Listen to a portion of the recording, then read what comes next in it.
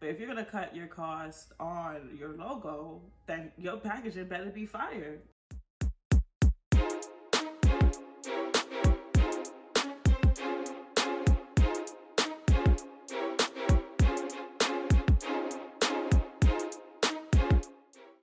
Hey baby loves, welcome back to the fiesta. If you're new here, my name's Kishana, and if you're not, you're loyal.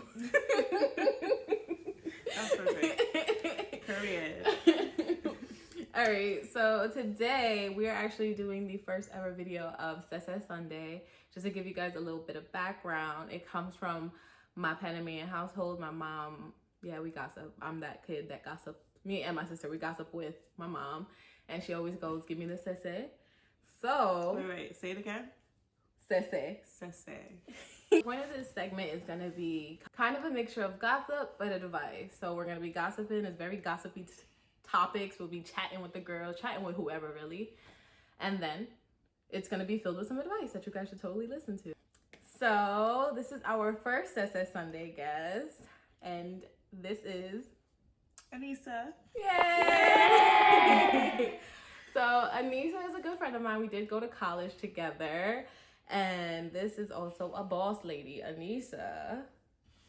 What's your business? She said boss lady.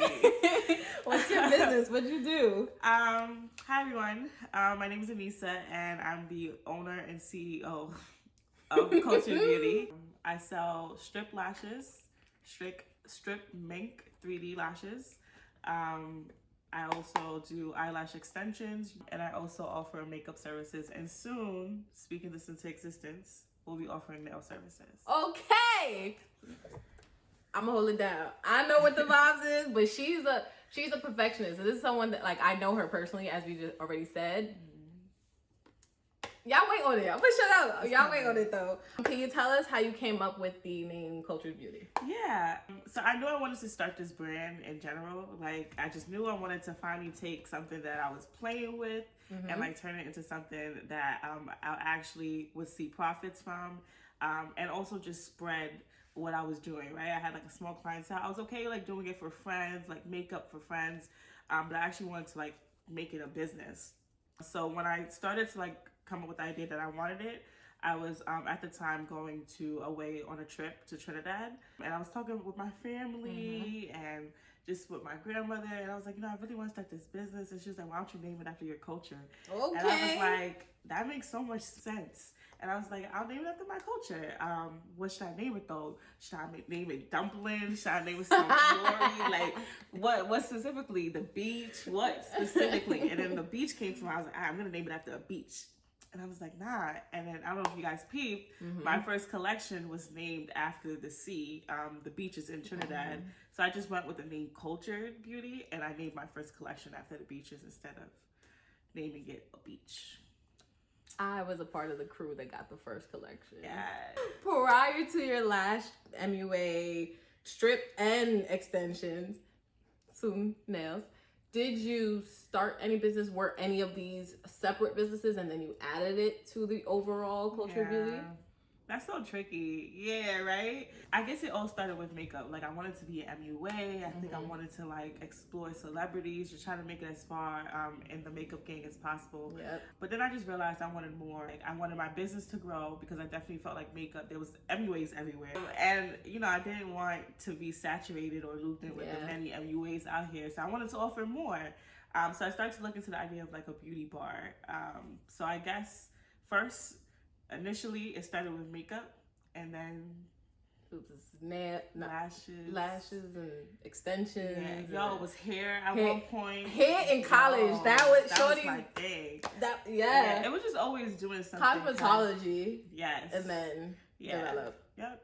How long did it take you to start Kultured Beauty? And I know we just said that it was separated into different things. So where you stand now, how long would you say in total it took you to get here?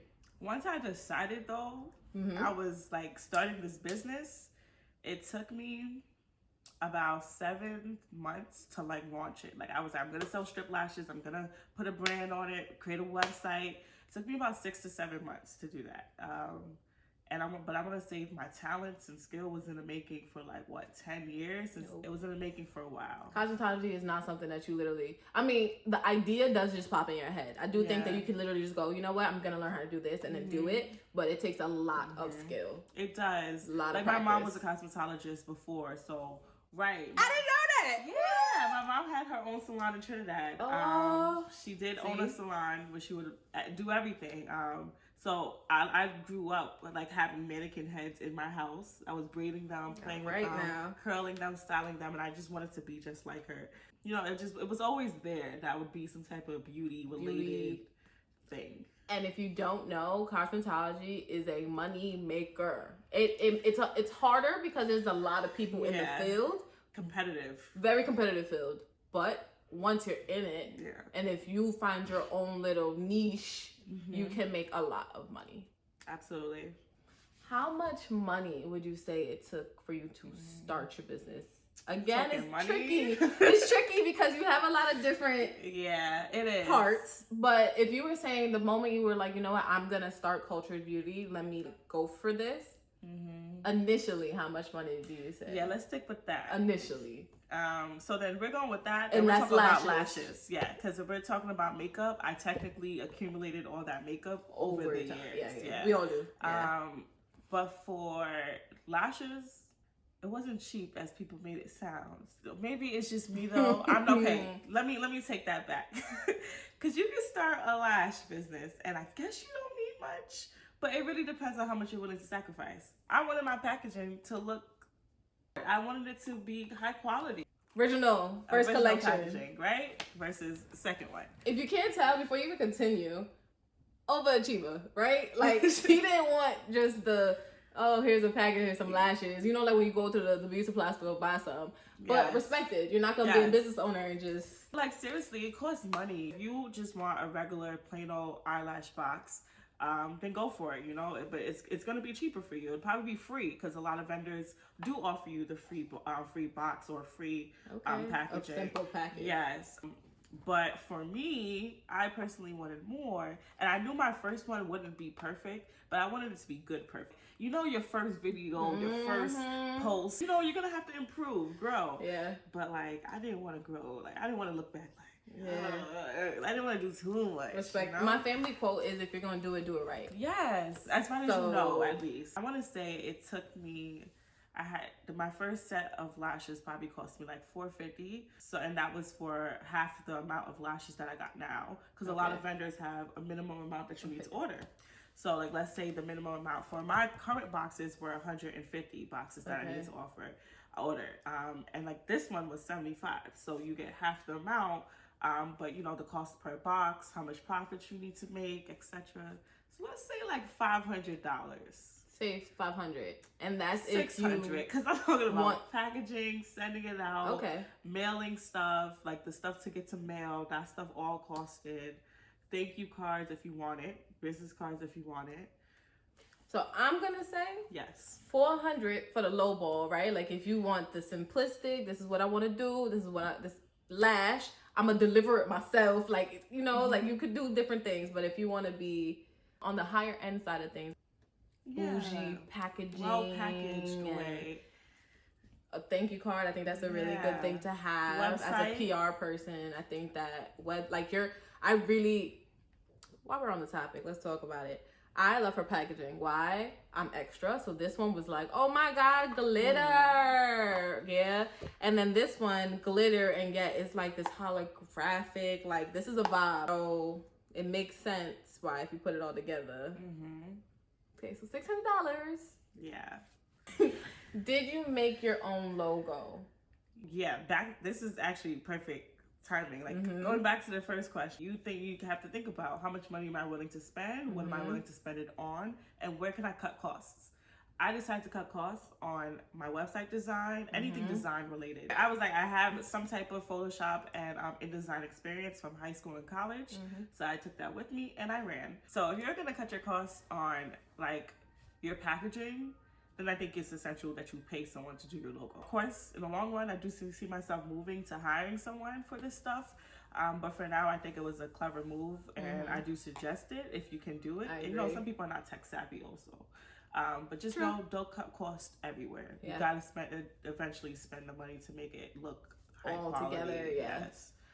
What was your process for finding a vendor? I personally know that starting a business, I have a cousin of mine, a close cousin, who started her own business, and I compare them a lot because they're both Aries and they start, oh my God, I don't do this. Idea. Right? So something she definitely taught me is that you have an idea, that you start thinking about it, you try to develop it at the same time, and it's a lot that goes into it, like a vendor. And usually finding your vendor is hard because there's different factors, like the communication between you guys, the friendship you build with them. Trust. Like, what was your process? Was it hard for you? How'd that go? Once I found out where to look, because not everyone searches on Alibaba or other wholesale vendors, but mostly Alibaba for anything, clothes, hair, everything. I realized how expensive it was to look for a vendor. It costs, and I probably didn't even add that into how much it cost me to start my business. My first go around, I probably tried like 5 people because I realized that it cost, and I was trying to cut costs. Yes. Right? So I probably tried out 5 or 6 vendors. This last go around, I knew what I wanted. I wanted 3D minks. I wanted it to be probably 5D, quality, A1, no shedding, etc. So I tried out about 15 vendors. Like, I had lashes everywhere. Right now. And it cost about $30 per vendor, if not $50, to sample out lashes. So it does accumulate. And that's not counting shipping, because they're charging you for shipping per lash. And they have a minimum order quantity too, so they're going to charge you a fee. There's just so much that goes into it. And also, like, quality. Like, when it comes, quality. Is it what you're looking for? Quality. No, try it again. Let's try someone else. Maybe you want to order multiple so that you want someone to try it out. Key has sensitive skin. Is it breaking you out, Key? Everyone's skin reacts differently. So give it to your friends to try it out, not just you. Especially if you're going into stuff like jewelry or skincare or stuff like that. Someone was like, oh, Key, why don't you start a skincare line? And I was like, do you understand what goes into just liking skincare? Just you personally liking skincare for yourself. You're like, oh my God, I gotta try it. To start a skincare line without the credentials of being a specialist, a dermatologist, what? So no, seriously, because if you're all self-taught, which is everything that I'm presenting in front of you, we are presenting in front of you, you're self-taught, you really have to take a lot of time to learn about these things. As we talk, we already know there's a lot that goes into this. There's a lot of different factors. I'm sure there's a lot of stressors. So what was one of your biggest fears? And like, why was that the fear? Yeah, that's a good question. Money and failure. And I'm really thinking that an even bigger one is just like hurting someone. Like, I didn't want to sell a product that would hurt or affect anyone. And then money to take a big loss. Like, I was willing to take a few hits, and I did. It comes with loss. I'm sure. But I was not willing to lose, let's say, $600, $700, thousands of dollars worth of product, business, anything. Like, that's a lot to lose. And like failure, that was all. That's a personality. That was all. Yeah, like, come on. I'll say for myself, this YouTube was in the making for way too long. And not even in the making. Like, I didn't even start recording. I didn't start touching. Just thinking, oh my gosh, that will have you stuck for a while. Just like, to those, just do it. Just do it. We go back to the money thing. Even if you decide that, hey, I only have $300 right now, and you want quality work, so you decide to wait and save your money, that's fine. That's still just make sure that's you do starting it. Yeah, like, that's still saying I'm going to take this action plan. Oh yeah, right. That's like, a lot of money you're saving for it. What do you feel sets you apart from your competitors? And this goes back to everything we just talked about, right? Yep. So if you're gonna cut costs on your packaging, just know that someone else isn't cutting costs on their packaging. Okay. If you're gonna cut costs on something, like, just know that someone else is always trying to do it better than you. Yeah. I want to say what always sets me aside from other people is not only of the quality of work that I always aim to provide. True. It's my support team. Like, I have a really big support team, he being one of them, behind me, and you guys do such a good job at like spreading my overall love for beauty to people who don't even know. There's a lot of lash brands. Oh, so many. There's a lot. I have several friends with several lash brands, support all of them. However, there's a lot. She was amazing, by the way. Can I just tell you, like, there is no competition. There's nothing but love out there, and he does a great job at spreading that. There's never this person's better than this person. She has multiple options that she can shop around with, and she does. Yay. Great job. Thank you. But like, my business has grown to what it is so far From people. because people trust me. Like, Yep. and I think that goes back to customer service. If you suck at customer service and you think, Say it again. customer service, Oh, and we yeah. all learn it. Like, come on, we all learn it. We all learn it. People, this is on a personal level. Like, I've shopped with people. I'm talking small businesses, entrepreneurs, going big mainstream things. If I purchase from you and you as a person know that you would hate for this to have happened to you, people don't even put that into them. There's so many business owners I know that would hate to have something happen to them, but when it comes to their business, they do it without a second thought. They're being very selfish with it, and like, I approach my business. I'm thinking about lashes and makeup specifically because that's when I work directly with clientele. Even with strip lashes, when they receive something from me, because that's the only type of communication or direct connection they have with me. With the same way I would with my full-time job teaching, right? There you go. So if I'm gonna go into a lesson plan, I'm gonna teach someone something, I need to know it. I need to know what I sound like on the other end of it, what the content sounds like, feels like. I need to know everything, right? So I imagine how people feel coming into their lash appointments. There you go. Screw me going to someone else. It's really how what's the experience is. Yeah. Like, what are they experiencing when they get to you? So just making sure that the quality and like that love that you started your business with is in everything. We're continuously growing. Yeah. Culture needs to be on the map, okay? It's on the map. You just need to find it, period. Yes. Okay, so right now, right, we're gonna do a bonus question. Okay. What would you say is the top 3 things a new business owner should have personality wise? Like, before you even start this business, make sure you are Ooh, organized, patient. Mandy needs to be patient. And comfortable asking for help, if that's a thing. Comfortable reaching out, asking people, communicating. It's not just you. It's important for you to know that it's not just you. Yeah, and you started the business, but the business is growing and you want it to grow to more than just beyond you. So just be comfortable, like, asking for help. You can't be one of those people, like, in your head, it's only me. Don't get me wrong. A lot of the ideas will start with you because it's your business. It's your business. But like, oh, don't be afraid to make your key. Like, what you think about this? Or, matter of fact, Key, you want to try this out for me? Don't be afraid to ask the people around you. And therefore, they'll become invested in you too if it just works out naturally. She said what she said, and I think that was 3, like, boom. Because in terms of organization, patience, and communicating, that's 3 things that I do absolutely agree with you. And like, I'm still growing and learning, like, even as I communicate with clients and all. Like, I always want to ask you guys, like, what do you, like, do you want those reminders text? Like, I'm still trying to think about ways to communicate more with people.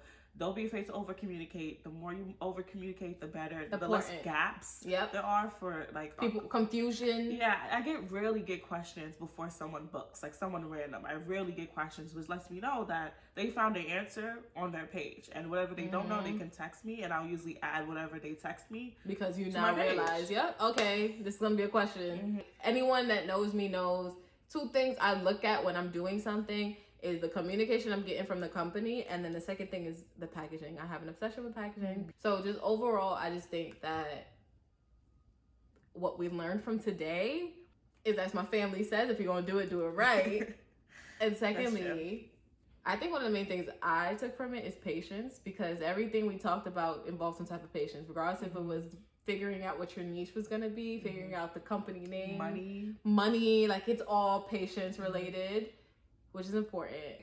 But thank you so much for coming and sitting down with us. I don't really have a name for my beautiful followers and subscribers, but it's coming soon. It's coming. We'll figure it out together. Patience. Thank you guys for watching. I really appreciate it. If you guys have any suggestions of kind of topics we should be talking about during Sese Sunday, please hit us with suggestions in the comment box below. I look forward to speaking to you guys soon. Ciao!